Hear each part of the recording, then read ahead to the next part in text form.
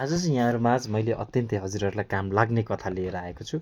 एउटा राज्यमा चाहिँ एउटा आपत आएछ अरे होइन, जहाँ चाहिँ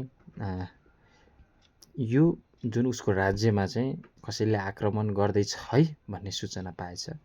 अनि उसले चाहिँ त्योभन्दा अगाडि आक्रमण गर्नुभन्दा अगाडि उनीहरूलाई आक्रमण गर्ने तयारी थालेछ। अनि थाल्दाखेरि ऊ अगाडि बढ्दै गयो होइन, सानसानो समस्यालाई चाहिँ यसलाई त म एकै झड्कामा सकिहाल्छु नि भन्दै थाती राख्दै ऊ अगाडि बढ्दै गयो र उसले जुन ठाउँको गन्तव्य थियो त्यो फत्ते गयो।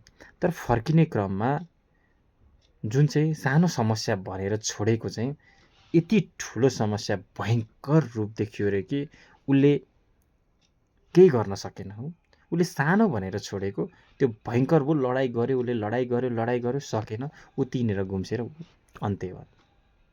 हो साथी, हामीले पनि कुनै पनि कुरालाई, कुनै पनि कामलाई थाती राख्यौँ भने, जस्तै आज गर्ने कामलाई थाती राख्यौँ भने भोलि त्यही सानो काम ठुलो भएर उत्पन्न हुन्छ। त्यही भएर यस्ता सानसाना पुवालहरूलाई, जस्तै जहाजमा एउटा सानो पुवालले पनि जहाज डुबाइदिन्छ नि, हो हामीले सानसानो समस्यालाई चाँडै समाधान गरेन भने हाम्रो पनि उन्नति त्यहीँबाट रोकिन सुरु हुन्छ। त्यही भएर सानसानो समस्यालाई चाँडै समाधान गर्ने कोसिस गरौँ। धन्यवाद।